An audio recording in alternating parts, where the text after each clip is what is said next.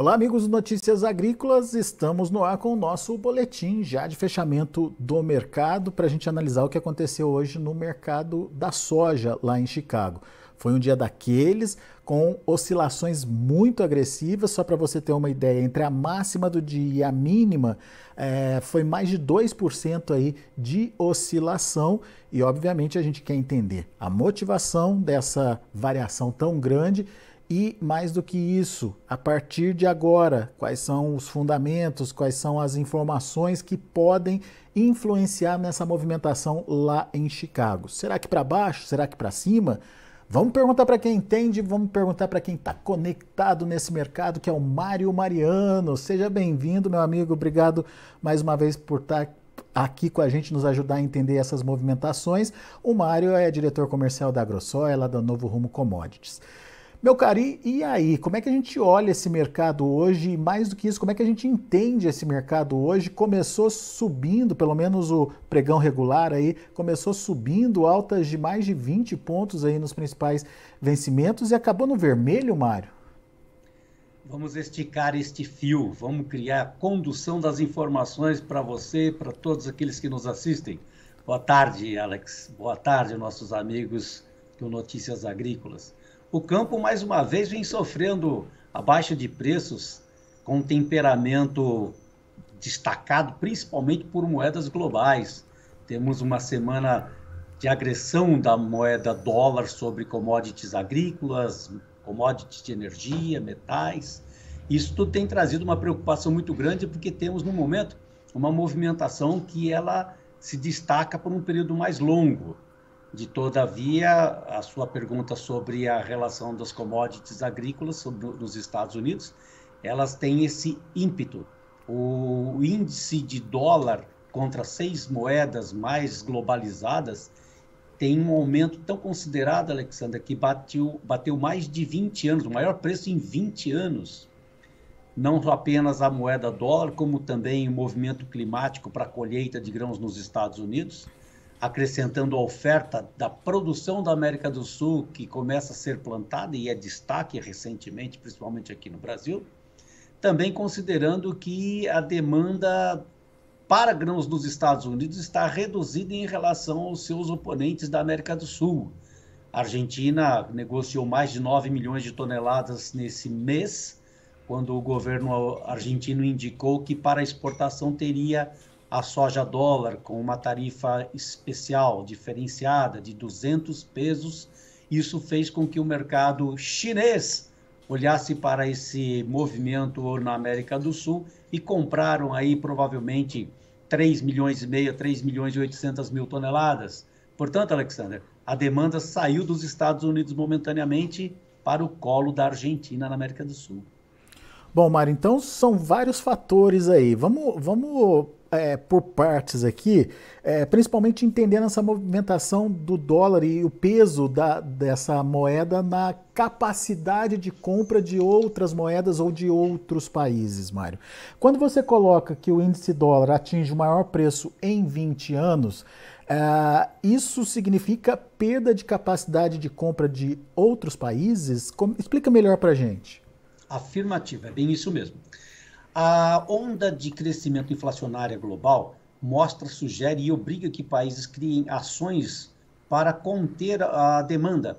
Então, o aumento na taxa de juros, que inclusive nesses últimos dias a Inglaterra, os Estados Unidos, a Suíça aumentaram sua taxa de juros para conter a inflação naqueles países, acaba criando uma bolha de defesa onde o dólar é procurado e acaba criando uma corrida de mercados. Portanto, o índice de dólar, que é medido diante de uma cesta de 6 moedas globais importantes no comércio, acabou indicando um crescimento. A demanda foi tão grande que esse crescimento bateu no maior preço dos últimos 20 anos.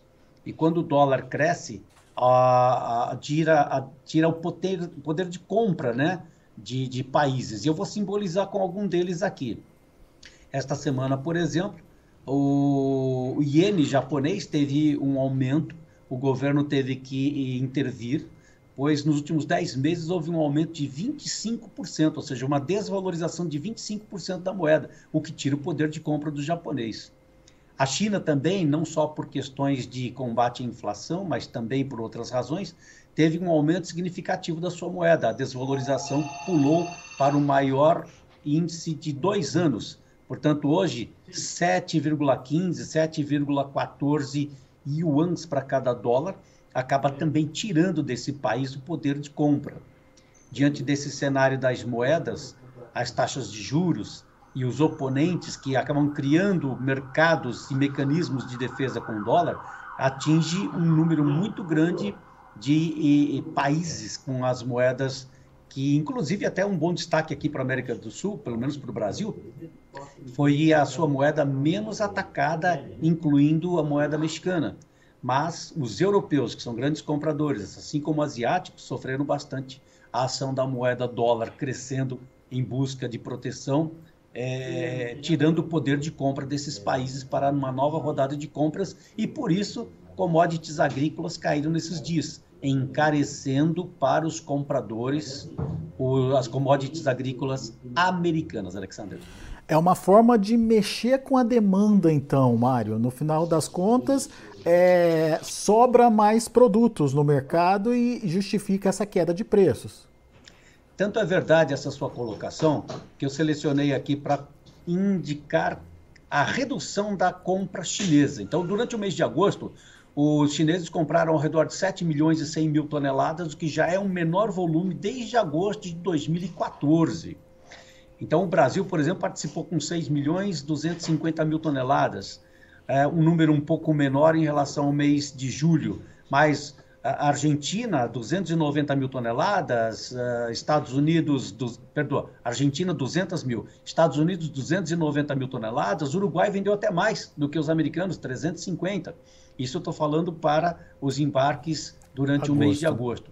Então, já vem criando uma zona de conflito, o crescimento da taxa de juros, o aumento do dólar, já há algum tempo. E eu já venho citando aqui com vocês, rememorando, inclusive, que os últimos meses, a indicação deste efeito, o efeito colateral do aumento da taxa de juros e do dólar, criaria, sim, uma depressão das commodities agrícolas. Então, veja, as margens das indústrias nos Estados Unidos continuam firmes, assim como a margem das indústrias chinesas. Porém, eles estão comprando de mão para a boca, porque é exatamente isso, é a quantidade de mercadoria disponível, como no caso argentino, especificamente neste período do mês de setembro, criou-se uma promoção. Então, venderam para chineses ao redor de 3 milhões e meio de toneladas, ou um pouco mais, porque houve uma promoção de vendas daquele país com a moeda soja-dólar, ou dólar-soja, tanto faz, mas este foi o melhor vendedor durante esse mês e os chineses tiraram proveito e compraram um bom volume por lá, deixando a soja americana um pouco mais cara de lado. Portanto, a negociação em bolsa, como é negociada em dólares nos Estados Unidos, acaba imediatamente sentindo a falta de demanda. A falta de demanda também nesses dias nos Estados Unidos indicou apenas 258 mil toneladas indicadas de vendas no relatório de ontem. Portanto, Alexander, sim, são as moedas e os compradores que estão sofrendo no dia a dia com a pressão das taxas de juros e do dólar sobre commodities agrícolas e que tira essa demanda momentaneamente. Pois é, em relação a essa questão da Argentina, tem prazo para terminar, pelo menos por enquanto o governo sinaliza que essa que esse soja-dólar, dólar-soja, enfim, termina no dia 30 de setembro. Depois disso, é outro cenário ou ainda fica esse fantasma aí em cima da demanda americana, Mário? Então, até o momento, informações que temos que ela é extraoficial, com 9 milhões e 130 mil toneladas de soja negociadas na Argentina, ainda estão correndo por fora para tentar registrar o volume, mas já atingiu o valor em dólares que o governo pretendia fazer caixa. Agora, de toda sorte, devemos considerar que os Estados Unidos, assim como o Brasil, vêm sofrendo também a concorrência de outros países. Os Estados Unidos, durante o mês de agosto, vendeu 18 milhões e 200 mil toneladas para a China. E as exportações brasileiras um pouco mais volumosas, quase 41 milhões de toneladas, é inferior aos 43 no mesmo período do ano passado, né? Então, eu diria que nesse momento a tendência de quem está do lado comprador é escolher o melhor parceiro para a aquisição e ainda assim de mão para a boca para manter o fornecedor promovendo vendas com preços inferiores, mantendo a tendência de baixa. É muito provável que com o feriado chinês, Alexander, que ocorrerá na próxima semana, ao longo de toda ela, teremos mais uma impressionante semana de retração, de redução de compras pela ausência do maior comprador de grãos global. Ou seja, esses 14 dólares que hoje o novembro está registrando aí pode ser derrubado. Bom, nós temos fatores aí que corroboram para essa intenção de manutenção de baixa na Bolsa de Chicago, como, por exemplo, o clima nos Estados Unidos até o final de semana foi o suficiente para a colheita desenvolver. O mercado apostava, acreditava, indicava uma colheita de até 11% e acabou chegando 8% pelo relatório USDA indicado no dia de ontem. É um pouco inferior, fez com que o mercado no dia de hoje e até essa noite tivesse uma melhora, uma recuperação técnica? Sim. Contudo, os 12% colhido no milho, que era o esperado, já dá uma conexão, uma conotação de que a colheita para os próximos dias, embora com um pouco mais de umidade que já está acontecendo, não é úmido o suficiente em todo o centro-oeste americano para que diminua a colheita nesse período. Portanto, eu, Mário Mariano especialmente, espero que tenhamos números bastante céleres na colheita naquele país por conta do período adequado para a colheita. Não obstante da oferta que deve aumentar com a colheita americana, também encontro aqui na América do Sul, conforme citei no início, a abundante informação da produção, 219 milhões de toneladas ou um pouco mais, por empresas que estão indicando que os preços nos Estados Unidos, na Bolsa de Chicago, são fatores ainda positivos para uma produção, na qual o IGC indicou na semana passada que a produção vai ser maior, o consumo se manterá, porém aumentará em torno de 11 milhões de toneladas o estoque de passagem global.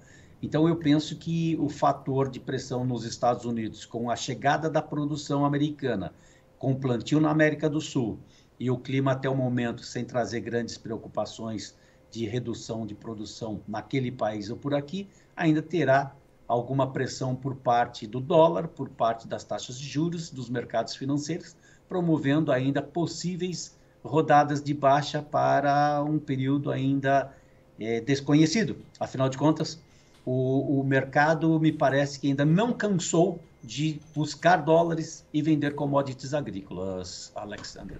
E daí, tecnicamente, tem novos níveis, então, sendo observados aí pelo mercado, certo? Quais são esses níveis, Mário? Tecnicamente, os estudos indicam que a força para o primeiro vencimento em novembro na Bolsa de Chicago ainda tem potencial para caminhar para uma baixa para patamares de 13 dólares e 75, 13 dólares e 82. Esse índice de força é uma somatória de informações técnicas e que no dia de hoje, fechando próximo do nível mais baixo, depois de ter atingido 2% de alta, é provável que essa força se manterá. Eu não estou dizendo que isso vai acontecer no dia de amanhã, mas ele tem força e o caminho aberto para o rumo deste valor, se não tiver um fundamento contrário. Portanto, como eu disse, os chineses deverão estar ausentes de compras ao longo da próxima semana, pelo feriado ao longo de uma semana, já provavelmente tira qualquer esperança de uma nova rodada de compras de grandes volumes para impedir essa baixa que vem acontecendo recentemente com esse dado técnico que eu acabo de passar para você, com a chegada das safras da América do Norte e América do Sul, Alexandre. Muito bom. Então, prestar atenção nessas possibilidades, na ausência da China, enfim, na evolução dessa relação do dólar com as demais moedas aí do país. Mas aqui no Brasil, você mesmo já ponderou aí que o Brasil e México são os países que menos sofreram essa especulação aí em relação à moeda. Isso significa, no final das contas, que a gente ainda tem um dólar que compensa, Mário, essa queda de Chicago. Qual que é a leitura que você faz e qual que é a atenção que você traz aí para a formação de preços aqui no Brasil, já que o dólar é um componente importante dessa formação? Ok. Nós temos hoje um cenário econômico brasileiro favorável a uma ação menos agressiva para a moeda. Veja lá, temos para o cenário de 2022 um PIB para 2,8%, quando a expectativa do mês passado era um crescimento para 2,2%. Fora reduzido, sim, a expectativa de PIB brasileiro para 2023 de 1,7% para 1,4%. Ainda assim, o cenário é favorável para o crescimento industrial brasileiro, para o crescimento da produção interna.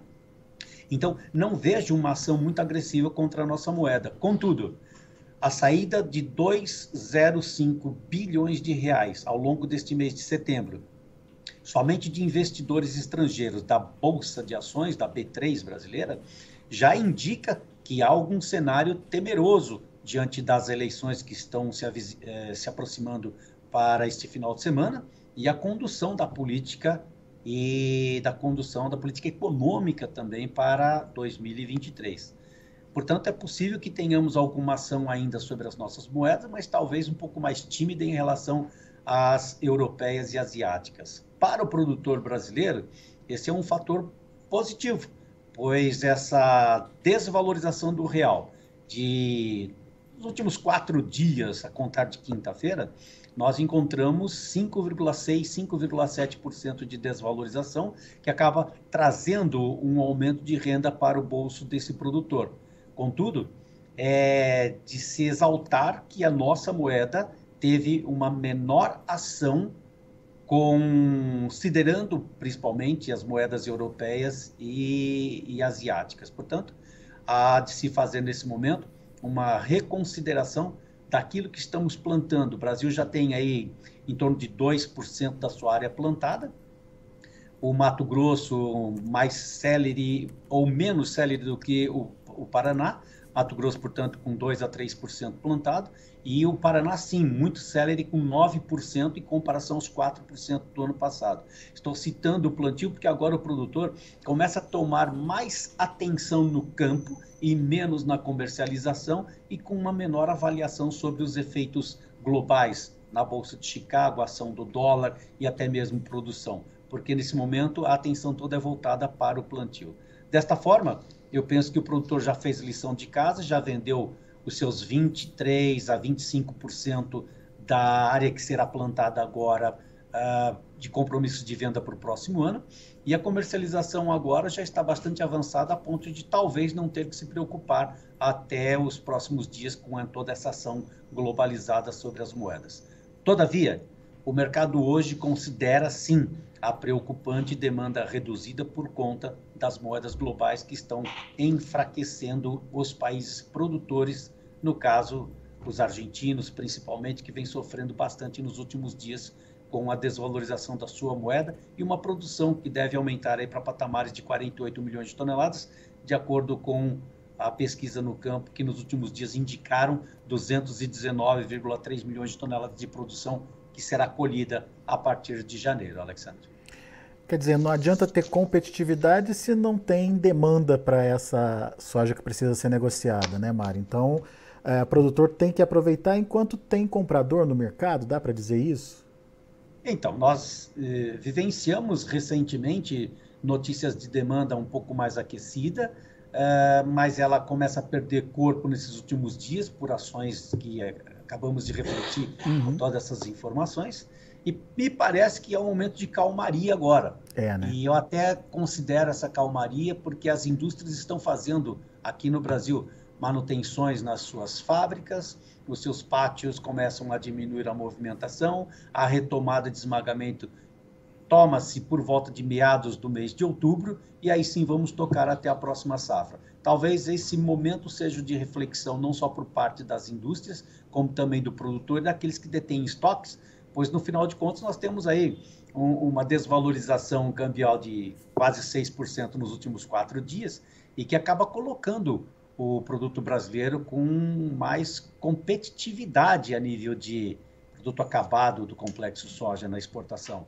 Isso pode sim criar uma demanda momentânea por parte da indústria para o período aí de outubro, novembro e dezembro, Alexander, até que encontremos mercadoria de qualidade no início da nossa colheita e compradores exigentes podem pagar preços maiores para os estoques que estiverem disponíveis até o final dessa temporada. Mas, por enquanto, os prêmios não mostram essa demanda nova, essa força nova aí do comprador, não, né? É verdade. Na última movimentação de demanda para produto brasileiro, com embarque nos meses de outubro, setembro e outubro, os prêmios não se movimentaram mais, caíram de 250, 260, coisa de um mês atrás, para o atual patamar de 175, ou $1,75 a mais por bushel sobre a Bolsa de Chicago. Portanto, esse não temos mais, ou não terá influência sobre os preços nos estoques dos produtores do sul e sudeste do país, ou do centro-oeste, porque eles querem qualidade. A qualidade no momento e a quantidade está reduzida. Mas os prêmios da exportação para vencimento da safra nova estão estabilizados já há algum tempo, passa já dos seus 30, 40 dias, com valores de 35 a 38 centavos sobre Chicago, e, portanto, não penso que nesse momento vai ser o fiel da balança. O fiel da balança hoje é a atenção para o plantio da próxima safra ou os estoques de passagem no momento, com essa mudança cambial que estamos vivenciando nos últimos dias, que é o ataque das moedas europeias, asiáticas e o respingo aqui na América do Sul. Tivemos uma valorização do estoque ou do ativo do produtor por conta da desvalorização do real nesses últimos 4 dias, conforme disse, em torno de 5,6%.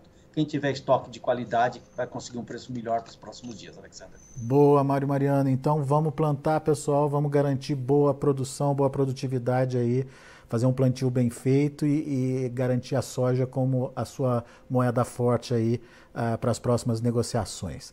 Mário Mariano, meu caro, muito obrigado mais uma vez pela sua participação, sempre bom te ouvir, volte sempre. Obrigado por estar com você, com esse povo que nos assiste, produz e nos leva a fazer considerações, esticando esse fio de condução que são as notícias na qual eu recebo diariamente e compartilho com vocês. Até um próximo encontro. Valeu, Mário. Abraço para você, meu amigo. Até a próxima.